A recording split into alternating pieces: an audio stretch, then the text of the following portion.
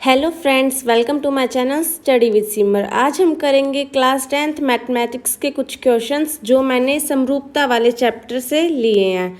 तो आइए स्टार्ट करते हैं। फर्स्ट क्वेश्चन है हमारा, आकृति में डी ई समांतर है यानी पैरेलल है बी सी के, और ए डी हमें 4 सेंटीमीटर दिया है, डी बी 6 सेंटीमीटर है, ए ई 5 सेंटीमीटर है। तो हमें ई सी का मान ज्ञात करना है। ऑप्शंस भी दिए हुए हैं हमें, ये हमें आकृति दी हुई है।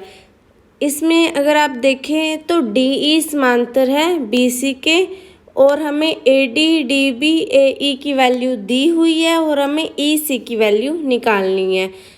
यदि आपने ये चैप्टर पढ़ा हुआ है तो ये आपको अच्छी तरह से आता होगा कि ये थेल्स प्रमेय यानी इसका दूसरा नाम है आधारभूत समानुपातिकता प्रमेय से होगा क्वेश्चन।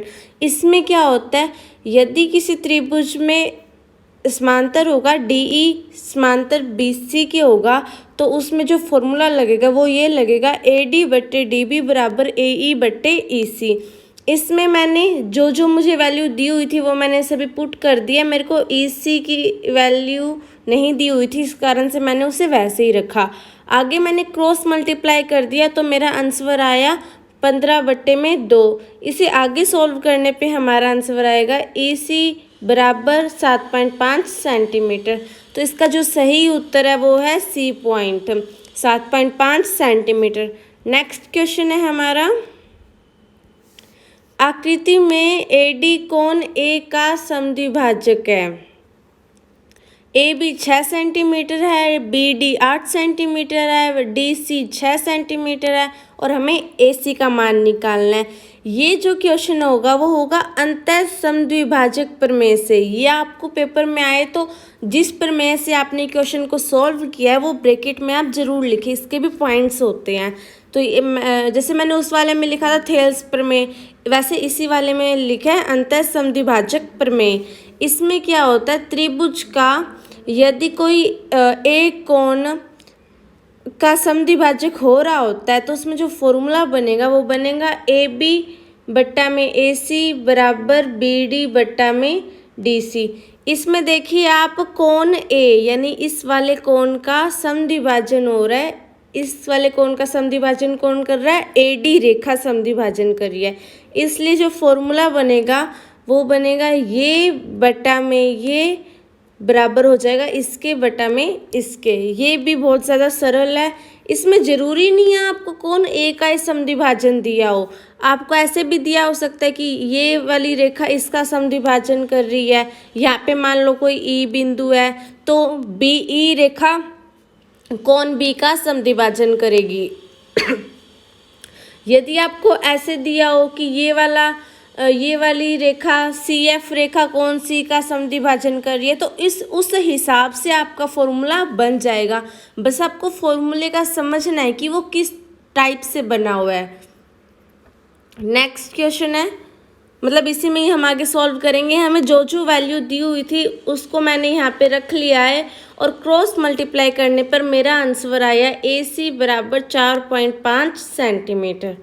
नेक्स्ट क्वेश्चन है, आकृति में यदि डी ई पैरेलल है बी सी के और एक्स का मान हमें ज्ञात करना है। ये देखिए हमें आकृति दी हुई है कि इसमें डी ई समांतर है बी सी के, और हमें ये भी दिया हुआ है कि जो ए डी है वो है x+4, डी बी है वो है x+3, ए ई है वो है 2x-1, और ई सी है वो है x+1। ये वाला क्वेश्चन फर्स्ट क्वेश्चन जैसे हमने किया था ना उस तरीके से होगा, यानी थेल्स प्रमेय। थेल्स प्रमेय का दूसरा नाम क्या था, आधारभूत समानुपातिकता प्रमेय। आपको इसके दोनों नाम भी आने चाहिए। उसमें क्या था, ए डी बट्टे डी बी बराबर था ए ई बट्टे ई सी के, तो वो मैंने यहाँ पे लिख दिया है ए डी बट्टे डी बी बराबर ए ई बट्टे ई सी। अब जो मेरे को मतलब सभी वैल्यू दी हुई है, इस कारण से मैंने सभी वैल्यू जहाँ पुट करनी थी मैंने वहाँ पे पुट कर दी। इसे आगे सॉल्व करने पर क्रॉस मल्टीप्लाई होगा, क्रॉस मल्टीप्लाई में आएगा x+4 मल्टीप्लाई बाय x+1 बराबर आ जाएगा 2x-1 मल्टीप्लाई बाय x+3। अब मैं इसे खोल लूँगी तो मेरा आएगा x² + x + 4x + 4 बराबर आएगा 2x² plus 6x minus x minus 3।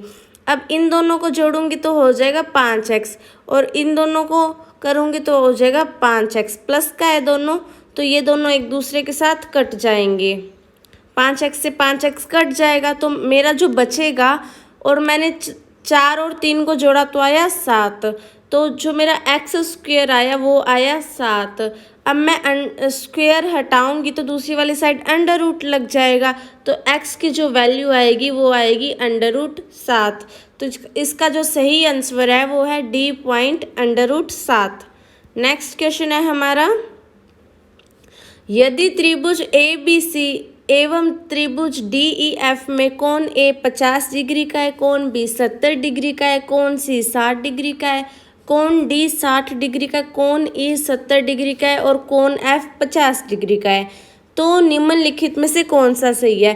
अब इसमें सभी में ये वाला साइन दिया हुआ है। अब आपको ये वाला साइन का मतलब पता होना चाहिए। इस साइन का मतलब होता है कि समरूप है। ये वाला जो साइन होगा ये समरूपता का साइन होता है। अब इसमें आप देखिए, यहाँ पे इधर इधर वाली साइड में जो भी दिया हुआ त्रिभुज ABC दिया हुआ है। अब त्रिभुज ABC किसके समरूप है वो हमें बताना है। तो ये बहुत ही इजी क्वेश्चन है। कोण A है वो 50 डिग्री का है। अब हम देखेंगे DEF में से कौन सा कोण है जो 50 डिग्री का है, तो हमें पता लगेगा जो कोण F है वो भी 50 डिग्री का है। तो मैंने कोण A को कोण F के बराबर रख दिया क्योंकि दोनों ही कोण 50 डिग्री के हैं। फिर आई कोण B की बारी। कोण B को है वो 70 डिग्री का है। अब मैं D, E और F में देखूंगी कौन सा कोण 70 डिग्री का है, तो जो कोण E है वो है कोण 70 डिग्री का, इसलिए मैंने कोण B को कोण E के बराबर रख दिया। नेक्स्ट आई C की बारी। C कोण 60 डिग्री का है। अब जो बचा D कोण भी 60 डिग्री का है, इस कारण से C कोण D कोण के बराबर हो जाएगा। अब आप लिखने का सीक्वेंस देखिए, यहाँ पे लिखा हुआ है त्रिभुज ABC ABC ABC ABC, इस कारण से जो हमारा इधर वाली साइड आएगा वो आएगा त्रिभुज ABC। समरूप किसके है ये भी हमें बताना है। तो त्रिभुज कोण A किसके बराबर था, F के बराबर था। A फर्स्ट नंबर पे आया है इसलिए F भी फर्स्ट नंबर पे आएगा। कोण B किसके बराबर था, कोण E के बराबर था। B यहाँ पे सेकंड नंबर पे आया है इसलिए E भी यहाँ पे सेकंड नंबर पे आएगा। कोण C 60 डिग्री का था और कोण D भी 60 डिग्री का था, मतलब C और D बराबर थे। कोण C इस वाले में थर्ड नंबर पे आया है, इस कारण से इस वाले में भी कोण C थर्ड नंबर पे आएगा, इसलिए त्रिभुज ABC समरूप होगा त्रिभुज FED के। तो इसका जो सही आंसर है वो है D ऑप्शन। त्रिभुज ABC समरूप है त्रिभुज FED के। नेक्स्ट क्वेश्चन है, एक 12 सेंटीमीटर लंबी ऊर्ध्वाधर छड़ की जमीन पर छाया 8 सेंटीमीटर है। यदि उसी समय एक मीनार की छाया की लंबाई 40 मीटर है तो मीनार की ऊंचाई ज्ञात कीजिए। यहाँ पे आप सबसे पहले ये देखेंगे कि जो छड़ की ऊंचाई है और छड़ की जो छाया की लंबाई है वो दोनों सेंटीमीटर में दी हुई है हमें, लेकिन अगर हम मीनार की छाया की लंबाई देखेंगे तो वो हमें मीटर में दी हुई है। तो इसका आप विशेष ध्यान रखेंगे कि या तो आप मीटर को सेंटीमीटर में कन्वर्ट कर लें या फिर सभी सेंटीमीटर को आप मीटर में कन्वर्ट कर लें। अगर बिना कन्वर्ट करेंगे तो इसका आपके पास गलत आंसर आएगा। तो मैंने ये एक डायग्राम बनाया है जिसके अंदर मैंने जो DE है वो मैंने छड़ है उसको दर्शाया है कि DE यहाँ पे छड़ है। इसकी मेरे को लंबाई दी हुई है 12 सेंटीमीटर, तो मैंने यहाँ पे 12 सेंटीमीटर लिख दिया है। फिर जो EA है वो है छड़ की छाया, वो मुझे दी हुई है 8 सेंटीमीटर, इस कारण से मैंने वो भी 8 सेंटीमीटर लिख दिया है। नेक्स्ट BC है, वो मैंने मीनार की लंबाई को दर्शाया है कि मीनार है वो BC है। इसकी हाइट मुझे नहीं पता है, इस कारण से मैंने मान लिया है इसकी हाइट H है। और जो CA है, यानी ये जो है ये मीनार की छाया की लंबाई है, ये भी मुझे दी हुई है 40 मीटर है। तो सबसे पहले अगर मैं ये देखूँगी तो यहाँ पे आएगा DE पैरेलल है BC के। तो इसलिए सबसे पहले मुझे ये दर्शाना होगा कि ये समरूप है, DE पैरेलल है BC के। तो यहाँ पे आपके पास सीधा थेल्स प्रमेय लग जाएगी जो हमने फर्स्ट क्वेश्चन में की थी। इसका या फिर अगर आप यह ना लगाना चाहें क्योंकि इसमें दूसरी चीज़ आ रही है, इस कारण से आप क्या करेंगे, इसे पहले समरूप सिद्ध कर देंगे। समरूप सिद्ध कैसे होगा, ऐसे समरूपता नियम से। यदि आप इसके कोई दो कोण को बराबर कर देंगे तो ये समरूप सिद्ध हो जाएगा। तो मैंने इसमें दो त्रिभुज लिए हैं।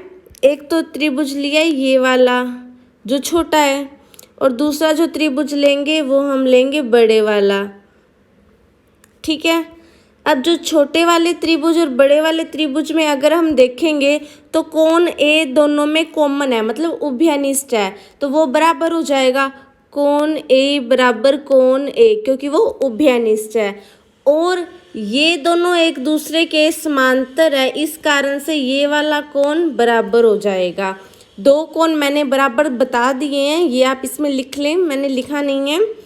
दो कोण बराबर हो गए, इस कारण से ये छोटे वाला त्रिभुज है बड़े वाले त्रिभुज के समरूप हो जाएगा। उसके बाद में अगर हम देखेंगे तो त्रिभुज ADE समरूप हो जाएगा त्रिभुज ABC के। यहाँ पे मैंने कैसे लिखा है आप वो भी देख ले। कोण A के बराबर था, इस कारण से यहाँ पे मैंने A फर्स्ट नंबर पे लिया है। कोण D था वो कोण B के बराबर था, इस कारण से मैंने D अगर सेकंड नंबर पे लिया तो मैं B भी सेकंड नंबर पे लूँगी। और फिर कोण E और कोण C बचा वो मैंने थर्ड नंबर पे ले लिया। ये इसका सही लिखने का तरीका है। इसके बाद में अगर इसे आप आगे सॉल्व करेंगे तो आपको क्या क्या दिया हुआ है, DE दिया हुआ है। अब DE के बट्टे में क्या आ जाएगा, BC आ जाएगा, मतलब लास्ट के दो लेटर इसमें आए हैं तो इसमें भी लास्ट के दो लेटर आ जाएंगे।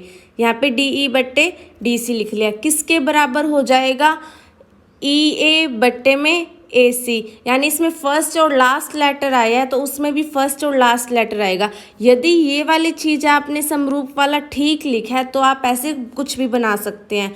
यदि आपने ये सही नहीं लिखा है तो आपका जो फॉर्मूला है वो सही नहीं बन पाएगा। और इसके बराबर में भी होता है AD बट्टे में AB, इस वाले से, लेकिन इसकी मुझे ज़रूरत नहीं थी, ये मेरे काम का नहीं था, इस कारण से मैंने इसे यहाँ पे नहीं लिखा है। जितनी आपको ज़रूरत हो आप उतना ही लिखेंगे, इस कारण से एक बार मैं इसे मिटो देती हूँ। हमारे पास ये फॉर्मूला बनकर आ गया है कि DE बट्टे में BC बराबर है EA बट्टे में AC। जो जो मुझे वैल्यू दी हुई थी वो मैंने वैल्यू पुट कर दी है। BC की वैल्यू मैंने मानी थी h है, मतलब मीनार की ऊंचाई h है। और यहाँ पे आप मेरी एक चीज़ देखिए कि मैंने मीनार की छाया को 40 मीटर थी उसको 100 से गुना किया है, क्योंकि सेंटीमीटर बनाना था मुझे, वो बनी मेरी 4000 सेंटीमीटर, इस कारण से मैं यहाँ पे 4000 लिखूँगी। तो जो मेरी ऊंचाई आएगी वो आएगी 6000 सेंटीमीटर। अब मैं वापस इसे मीटर में कन्वर्ट करी हूँ क्योंकि कई बार हमें ऑप्शन में सेंटीमीटर नहीं दिया होता। ये ज़रूरी नहीं कि जो हमारा आंसर निकले, मतलब सेंटीमीटर निकाला है हमने तो सेंटीमीटर में ही आएगा, इस कारण से मैंने इसे बाद में मीटर में भी कन्वर्ट किया है। उसके लिए मैंने इसे 100 से डिवाइड कर दिया है, जो मेरा आया 60 मीटर। तो मीनार की जो छाया की जो लंबाई थी वो थी 40 मीटर और मीनार की खुद की लंबाई है वो है 60 मीटर। नेक्स्ट क्वेश्चन है, दो सरल रेखाएं जो एक ही रेखा के लंबवत है परस्पर कहलाती हैं। ये आप क्वेश्चन खुद भी कर सकते हैं। सबसे पहले इसका डायग्राम बनाने देख लेते हैं। ये एक रेखा है, ये इस रेखा की लंबवत है, यानी इसके साथ 90 डिग्री का ये कोण बना रही है। इन्होंने बोला दो सरल रेखाएं एक ही रेखा पे लंबवत है। अब मैं एक और सरल रेखा लूँगी जो ये फिक्की वाली रेखा के लंबवत होएगी, इस कारण से लंबवत तो यहाँ पे आएगी तो ही हो पाएगी। ये इस मतलब जो फिक्की वाली रेखा है, जो लाइट कलर की रेखा है, वो दोनों डार्क कलर की रेखाओं के साथ 90 डिग्री का कोण बना रही है, यानी ये लंबवत है उस रेखा के। तो अगर मैं ये डार्क वाली दोनों रेखाओं को देखूं तो ये एक दूसरे के समांतर मुझे नज़र आ रही है। तो जो दोनों रेखाएं होंगी वो एक दूसरे के समांतर होंगी, तो इसका जो बी ऑप्शन है समांतर रेखाएं वो एकदम सही है। नेक्स्ट क्वेश्चन है, त्रिभुज ए बी सी के समरूप त्रिभुज होगा। ये समरूप मतलब उसके रूप के जैसा होगा। तो इसमें हमें कोण दिए हुए हैं, अगर हम डायग्राम में देखें तो कोण ए है वो है 70 डिग्री, और इस वाले त्रिभुज में अगर हम देखें तो कोण आर है वो है 70 डिग्री। तो कोण ए कोण आर के बराबर हो जाएगा। कोण बी हमें नहीं दिया हुआ इसलिए हम छोड़ भी सकते हैं, अगर वैसे देखना चाहे तो देख भी सकते हैं। और उसके बाद में आएगा कोण सी हमें दिया हुआ है 60 डिग्री। अगर हम इस वाले त्रिभुज में देखें तो कोण पी है वो है 60 डिग्री, तो सी पी के बराबर हो जाएगा, यानी कोण सी कोण पी के बराबर है। अब हमें यहाँ पे दिया हुआ है त्रिभुज ए बी सी किसके समरूप है, तो त्रिभुज ए बी सी लिखा, फिर समरूप किया। कोण ए किसके समरूप था, बराबर था आर के। तो फर्स्ट नंबर पे मैंने ए लिखा है, इस कारण से मैंने आर बी फर्स्ट नंबर पे लिखा है। बी मैंने सेकंड नंबर पे भी लिखा है, जो बचा हुआ ये वाला कोण था क्यू, वो भी मैंने सेकंड नंबर पे लिख दिया। सी किसके बराबर था, पी के। सी यहाँ पे मैंने थर्ड नंबर पे लिखा है, इस कारण से पी भी मैंने यहाँ पे थर्ड नंबर पे लिख दिया। इसलिए जो मेरा आंसर आएगा वो त्रिभुज ए बी सी समरूप है त्रिभुज आर क्यू पी के। अब मेरा ये जो सी ऑप्शन है त्रिभुज आर क्यू पी वो एकदम राइट है। नेक्स्ट क्वेश्चन है, यदि त्रिभुज ए बी सी व त्रिभुज पी क्यू आर समरूप है तो A B ratio P Q बराबर है 3:2 के, तथा बी सी 12 सेंटीमीटर है। तो हमें क्यू आर की लंबाई ज्ञात करनी है। हमें यहाँ पे दो चीज़ें दी हुई है कि त्रिभुज ए बी सी समरूप है त्रिभुज पी क्यू आर के, और हमें दूसरी चीज़ दी हुई है ए बी बट्टा में पी क्यू बराबर 3/2, मतलब रेशो को हम अपॉन ही होता है वो भी, इसलिए मैंने लिख लिया ए बी बट्टा में पी क्यू बराबर 3/2। अब ये जो हमें चीज़ दी हुई है इससे हम एक फॉर्मूला बना सकते हैं। फॉर्मूला हमारा क्या बनेगा, यहाँ पे मैंने लिखा है ए बी बट्टा में पी क्यू, क्योंकि ये मेरे को दिया हुआ है, जो हमें दिया होता है उसकी नेसेसिटी ज़रूर होती है, इसलिए वो दिया हुआ होता है। अब मुझे क्या निकालना है, बी सी मुझे दिया हुआ है, क्यू आर निकालना है। बी सी यहाँ पे लास्ट के 2 लेटर हैं, इसलिए क्यू आर भी मैं लास्ट के 2 लेटर लूँगी। यहाँ पे मैंने सिर्फ इतना ही लिखा है, लेकिन इसके आगे अगर मैं लिखना चाहूँ विस्तार से तो यहाँ पे ए सी बट्टा में पी आर बी आएगा, लेकिन इसकी मुझे ज़रूरत नहीं है, इस कारण से मैंने इसे यहाँ पे नहीं लिखा है। अगर कंप्लीट बनाएं तो ये पूरा लिखा जाएगा, लेकिन मुझे इसकी ज़रूरत नहीं थी, इस कारण से मैंने नहीं लिखा है। यहाँ पे फर्स्ट 2 लेटर लिए और इसके भी फर्स्ट 2 लेटर लेंगे, इसमें एंडिंग के 2 लेटर लिए बराबर इसमें भी एंडिंग के 2 लेटर ही लेंगे, क्योंकि हमें दिया इतना हुआ और इतने से ही हमारा आंसर निकल पा रहा है। यहाँ पे मुझे दिया हुआ था कि इसकी वैल्यू 3/2 है, तो मैंने 3/2 रख लिया। बी सी की वैल्यू हमें 12 सेंटीमीटर दी हुई है तो 12 रख लिया, और क्यू आर मुझे निकालना है। क्रॉस मल्टीप्लाई करने के बाद जो मेरा आंसर आएगा वो आएगा क्यू आर बराबर 8 सेंटीमीटर। तो इसका जो राइट आंसर है वो है 8 सेंटीमीटर। नेक्स्ट क्वेश्चन है, दी गई आकृति में क्यू ए और बी पी ए बी पर लंबवत है। यदि ए ओ 10 सेंटीमीटर है, बी ओ 6 सेंटीमीटर है, बी पी 9 सेंटीमीटर है और ए क्यू की लंबाई ज्ञात करनी है हमें। इस वाले हम अगर डायग्राम में देखें तो ये वाली रेखा और ये वाली रेखा इस वाली रेखा के लंबवत है, और अब हम इसे सबसे पहले ये चीज़ निकालने के लिए हम इसे समरूप सिद्ध करेंगे। इस वाले त्रिभुज को हम इस वाले त्रिभुज से ऐसे सिद्ध करेंगे कि ये एक दूसरे के समरूप है। तो अगर हम इन दोनों त्रिभुज में देखें तो ये वाला कोण इस वाले कोण के बराबर है, क्योंकि ये दोनों कोण ही 90 डिग्री के हैं, और ये वाला कोण इस वाले कोण के बराबर है क्योंकि ये शीर्षाभिमुख कोण है। शीर्षाभिमुख कोण वो कोण होता है, जैसे ये है एक क्रॉस, इसमें ये वाला कोण इस वाले कोण के बराबर होगा और ये वाला कोण इस वाले कोण के बराबर होगा, ये होता है शीर्षाभिमुख कोण। इस कारण से जो ये वाला मेरा कोण आया वो इस वाले कोण के बराबर हो जाएगा। अब मैंने दो कोणों को बराबर सिद्ध कर दिया है तो तीसरा कोण अपने आप ही बराबर हो जाएगा। इस कारण से मैंने एस एस समरूपता नियम से सिद्ध कर दिया है कि त्रिभुज ओ यानी ए ओ क्यू समरूप है त्रिभुज बी ओ पी के। अब लिखने का आप तरीका देखिए, यहाँ पे मैंने लिखा था ए ओ क्यू समरूप है बी ओ पी के, यानी कोण ए है वो कोण बी के बराबर है, जो ये ओ वाला ये वाला कोण है वो इस वाले कोण के बराबर है। इस कारण से मैंने मिडिल में ओ रखा है और ये वाला कोण इस वाले कोण के बराबर है, इसलिए मैंने थर्ड प्लेस पे ओ रखा, मतलब थर्ड प्लेस पे क्यू रखा, इसलिए मैंने थर्ड प्लेस पे पी रखा, क्योंकि ये एक दूसरे के कोण बराबर है। लिखने का अगर आपका ये वाला तरीका सही है तो आप फॉर्मूला लिख सकते हैं आसानी से।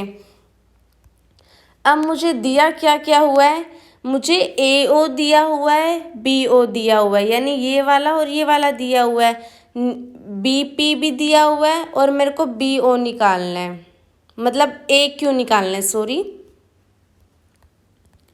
इसमें हम क्या करेंगे, अब हमने फॉर्मूला बना लिया, हमें ये वाली सारी चीज़ें दी हुई है और हमें ए क्यू निकालना है, ये वाली सभी हमें चीज़ें दी हुई है। तो हम इससे जो फॉर्मूला बनाएंगे, जितनी हमें ज़रूरत है उतना ही बनाएंगे। तो ए ओ बटा में बी ओ बराबर आ जाएगा ए क्यू, यानी इसमें फर्स्ट और लास्ट लेटर लिया इसलिए इसका भी फर्स्ट और लास्ट लेटर लेंगे बी पी, क्योंकि इसमें हमें जो ज़रूरत है वो ए क्यू और बी पी की है।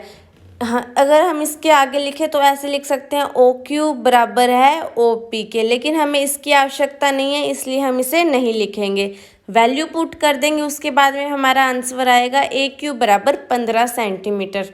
नेक्स्ट क्वेश्चन है, त्रिभुज ए बी सी समरूप है त्रिभुज डी ई एफ के, यदि कोण ए 40 डिग्री का है, कोण ई 80 डिग्री का है, तो कोण सी का मान हमें ज्ञात करना है। हमें तीन चीज़ दी हुई है, ये इसके समरूप है, कोण ए का मान दिया हुआ है और कोण ई का मान दिया हुआ है। अब हम इसमें देखेंगे कोण जो ई है वो सेकंड नंबर, मतलब ई जो है लेटर वो सेकंड नंबर पे है और यहाँ पे बी है लेटर वो सेकंड नंबर पे है, यानी कोण ई है वो कोण बी के बराबर हो जाएगा। कोण ई मेरे को 80 डिग्री का दिया हुआ है, इस कारण से कोण बी भी मेरा 80 डिग्री का हो जाएगा। अब मेरे पास दो कोण पता लग गए एक त्रिभुज के, कोण ए 40 डिग्री, कोण बी 80 डिग्री, और कोण सी मैं निकाल सकती हूँ। आपको अच्छी तरह से पता है ये कोई त्रिभुज है, अगर हमें इसके दो कोण दिए हुए हैं तो तीसरा कोण कैसे निकालेंगे, क्योंकि तीनों कोणों का योग 180 डिग्री का होता है, वो मैंने लिख दिया। दो कोण की मेरे को वैल्यू पता है वो भी मैंने लिख दी, तीसरा कोण मैं 180 में से उन दोनों का योग घटा दूंगी तो मेरे पास तीसरा कोण आ जाएगा, यहाँ पे मेरा आंसर आए 60 डिग्री। नेक्स्ट क्वेश्चन है 11th क्वेश्चन, ये हमारा इस वीडियो का लास्ट क्वेश्चन है।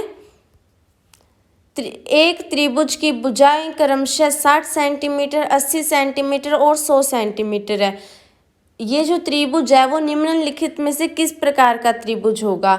ये हमें ऑप्शन ए दिया हुआ है समबाहु त्रिभुज, ऑप्शन बी है समद्विबाहु त्रिभुज, ऑप्शन सी है न्यून कोण त्रिभुज और ऑप्शन डी है समकोण त्रिभुज। तो समबाहु त्रिभुज वो त्रिभुज होता है जिसकी सभी भुजाएं समान लंबाई की हो, लेकिन इसमें तो कोई भी भुजा समान लंबाई की नहीं है। एक तो है 60 सेंटीमीटर की, दूसरी 80 सेंटीमीटर की और तीसरी 100 सेंटीमीटर की, इसलिए समबाहु त्रिभुज तो है ही नहीं। फिर आता है ऑप्शन बी समद्विबाहु त्रिभुज।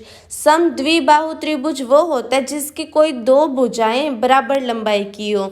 यदि यहाँ पे दिया होता कि एक भुजा 60 सेंटीमीटर की है, दूसरी भी 60 सेंटीमीटर की है और तीसरी किसी और की है, तो उसमें अगर दो भुजाएं मिल रही होती है यानी समान लंबाई की होती है तो हो जाता समद्विबाहु त्रिभुज। लेकिन इसमें सारी भुजाएं की लंबाई एक दूसरे से बिल्कुल भी मैच नहीं हो रही है, इस कारण से ये समद्विबाहु त्रिभुज भी नहीं है। दो ऑप्शन बचे हमारे, न्यून कोण त्रिभुज और समकोण त्रिभुज। समकोण त्रिभुज वो होता है जिसका एक कोण 90 डिग्री का होता है और न्यून कोण त्रिभुज वो होता है जिसके सभी कोण 90 डिग्री से कम के होते हैं। समकोण त्रिभुज की एक विशेषता है कि उसमें कर्ण का अगर हम वर्ग करेंगे मतलब स्क्वायर करेंगे वो आधार ओ के स्क्वायर और लंब के स्क्वायर के योग के बराबर आ जाएगा। जो कर्ण होता है उसकी सबसे ज़्यादा लंबाई होती है, मतलब वो उस भुजा की लंबाई सबसे ज़्यादा होएगी वो ही कर्ण होगा। तो हम यहाँ पे ये फॉर्मूला पुट करके देख लेंगे।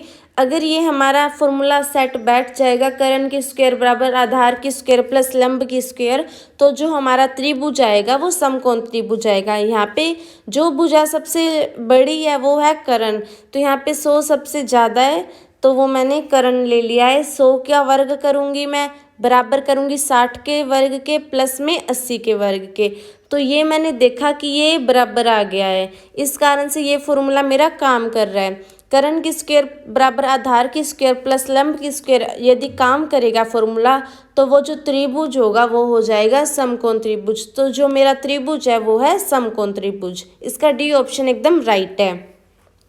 नेक्स्ट क्वेश्चन है, ये क्वेश्चन आपके लिए, इसका आंसर आप मुझे कमेंट बॉक्स में दीजिए।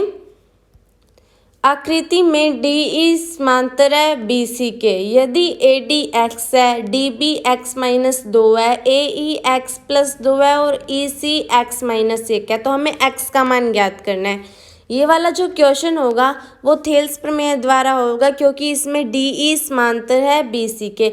इसमें जो फॉर्मूला लगेगा वो लगेगा ए डी बट्टे डी बी बराबर ए ई बट्टे ई सी। अब इसका आप फॉर्मूला इसमें पुट करके देखिए और इसका आंसर मुझे आप कमेंट बॉक्स में दीजिए। ये वीडियो देखने के लिए धन्यवाद, बने रहिए हमारे साथ। Thank you.